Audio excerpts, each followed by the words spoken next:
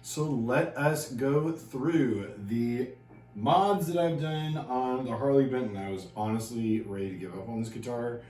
The fretwork is so fucking bad, and the neck is actually thinner in its full width across than Fender. And to have ordered Warmoth neck, in order to order the Warmoth neck, any of their Fender necks, you know, their Fender-esque replacement necks, you know, I would have to end up having this guitar be a little bit wider. Yes, with all the mods I've done on all these guitars in this room, I could have, you know, gotten some type of a freaking file or sander and worked on widening the route inside of the guitar. I don't even think that the screws would line up if I did that. So I'm just gonna keep it as is. It'll probably be a secondary guitar, which sucks because I think that it sounds really good. And I think that the new pickguard looks really good. I got all new pots, I got all new plastic dials and so on. This 3-way or 5-way, I think it is brand new. So let me bring it up just a little bit on the new MT15. And of course I have backed off on the presence because struts are just super, super bright, especially with a maple fretboard. This is in E flat, standard. So half step down up here, just like one of my favorite guitar players.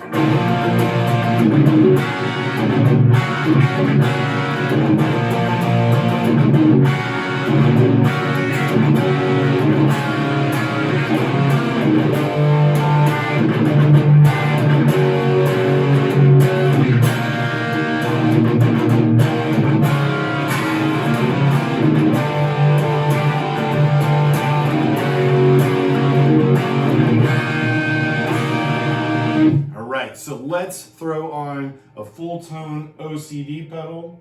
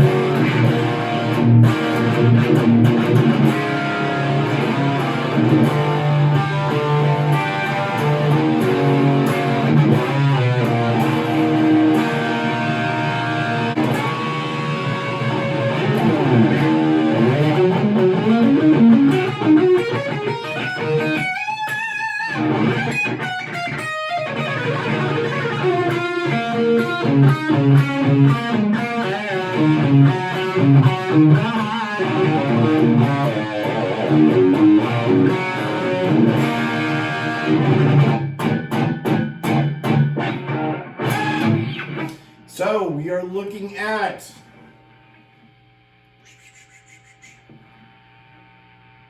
Pearly Gates. Let me turn this off. OCD pedal off now so the hum chills out. This is a Pearly Gates bridge. This is a Roswell regular, terrible Harley Benton brand, whatever. And of course we have the HS3. This is classic Fulltone Yngwie mt15. I personally did not want to get a 25K resistance Fury pickup. I just think that that's way overboard. This is probably hotter than I would usually go. I'm not into MGs, I'm not into hot pickups. I play rock and blues and probably metal from 1982 like Judas Priest. That's what about it.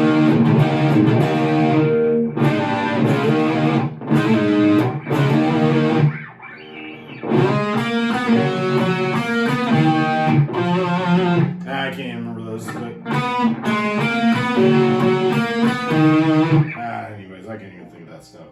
But, you know, that kind of oldish kind of stuff. And I love stuff like, I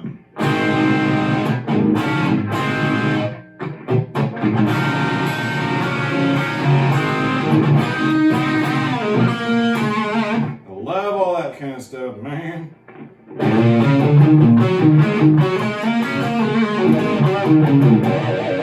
So this is just the amp, and I can show you my settings later. I don't know if you guys care. It's being recorded on an iPhone.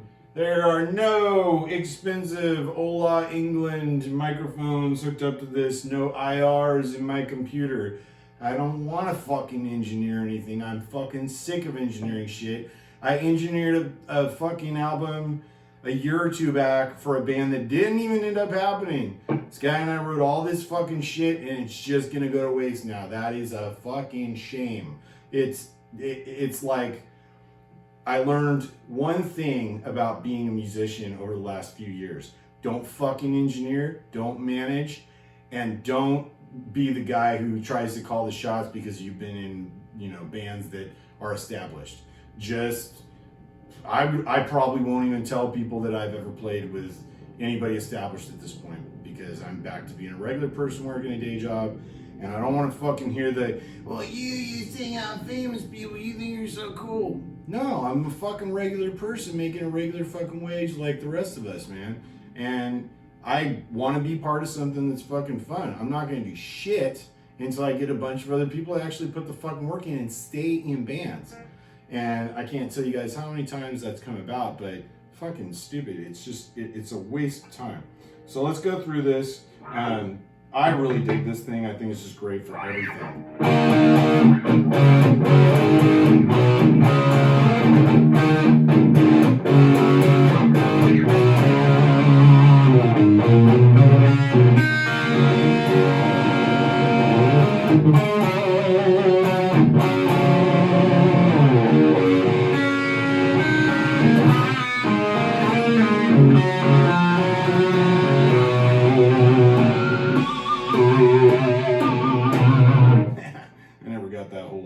Tapping thing. Oh, I also removed this. Should not even be here.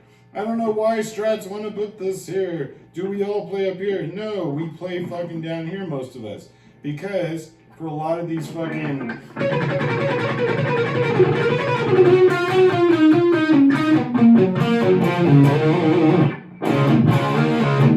Do I want to play up here? No, it sounds muddy, man. Now, if you play up there, cool. But it sounds fucking muddy. Alright, turn this guy back on.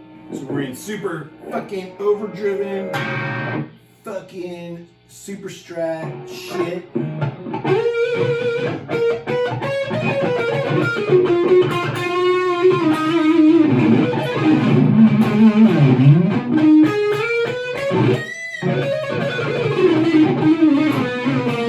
Let's turn on a little bit of the carbon copy, and I've got the mod on the carbon copy.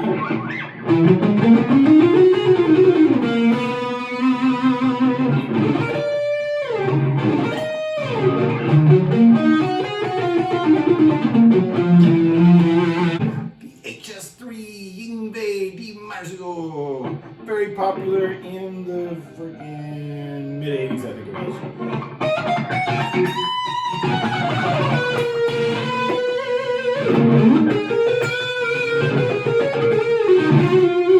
For all of you that think metal people can't play in another key, let's go to another key.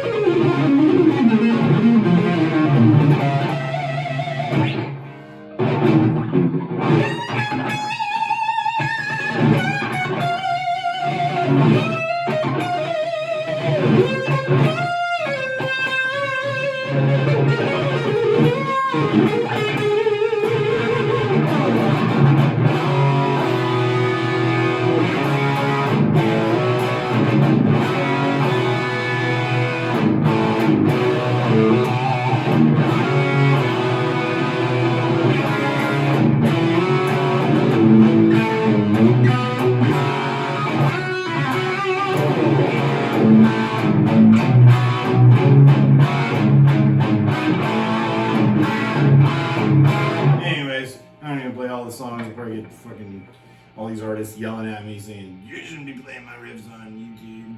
Well, I'll tell you one thing that's cool about this.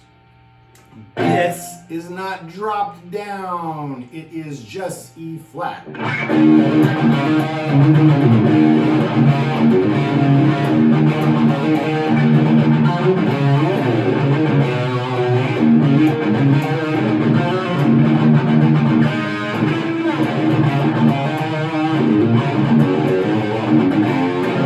You know what it's doing, honestly? It's really like taking me back to like my fucking what I loved doing as a kid. I was just so into you know, Dawkins and Lynch Mob and fucking Winger, dude.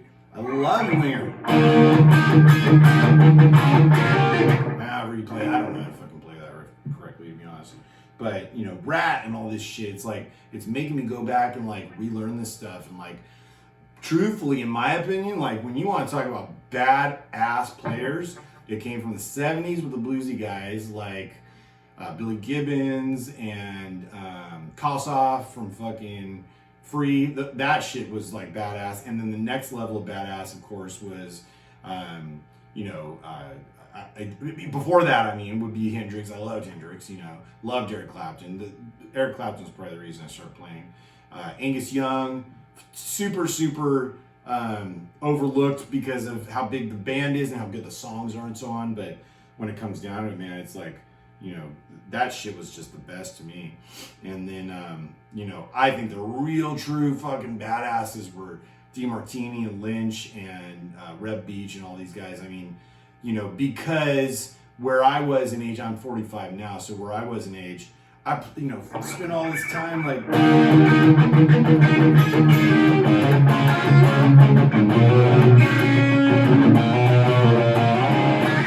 you know, I learned all that stuff, you know, and all the fucking,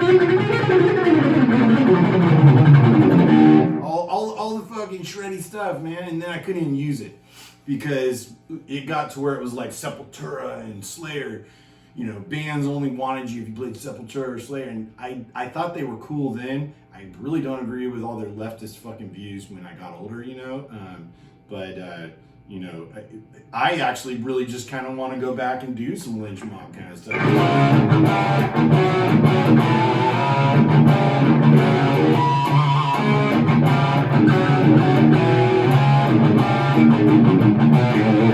That stuff to me, that album is fucking underrated.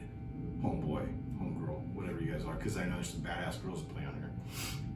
There's a chick that's always like wearing the shiny clothing and shredding up on the Dean. She must have a Dean endorsement. The Dean guys are cool as fuck, by the way.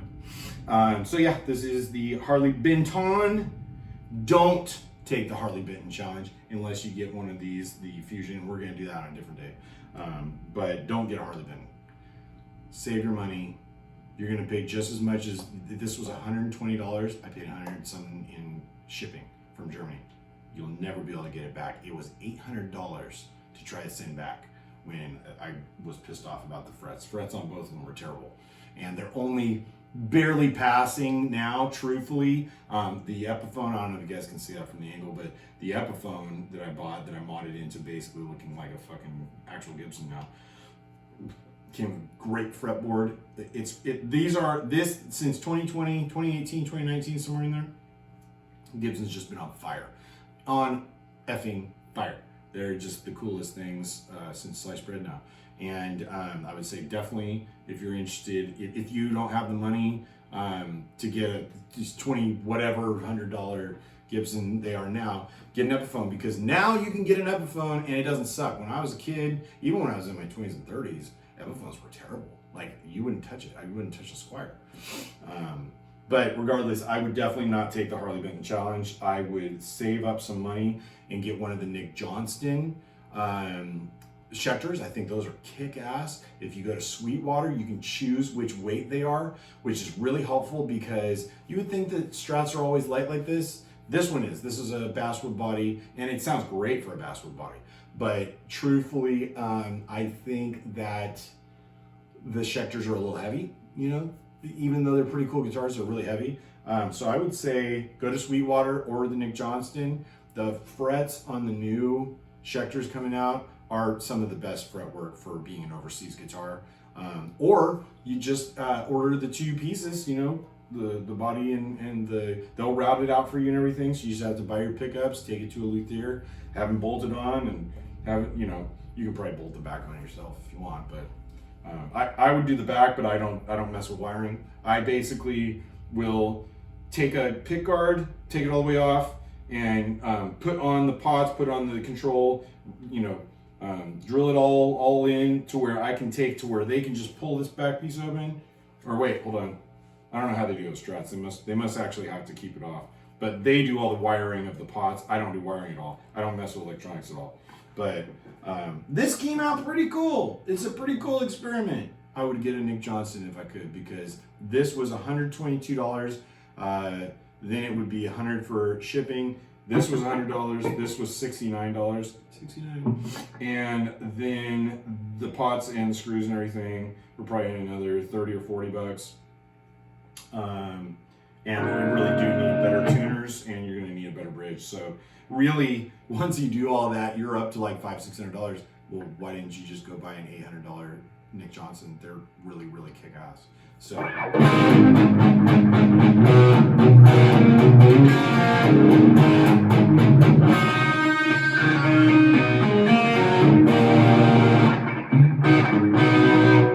listen to this. The new pots.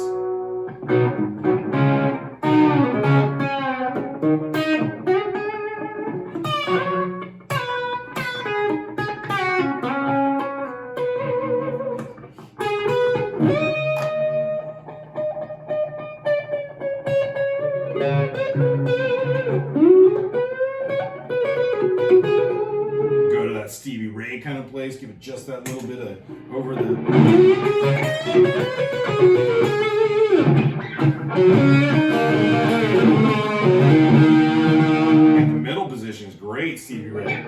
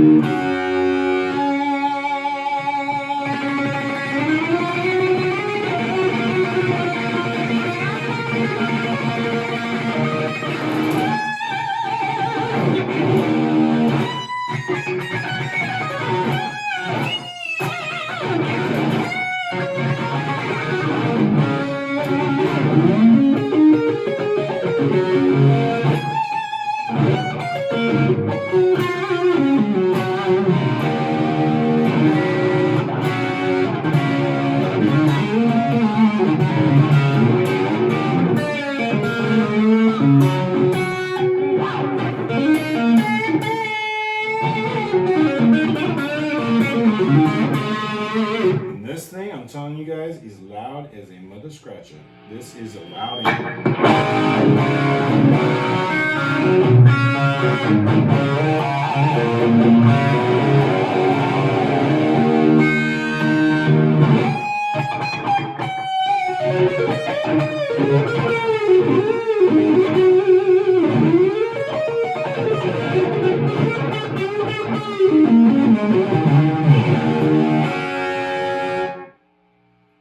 tubes, they're meant to kick gas. See you guys all later.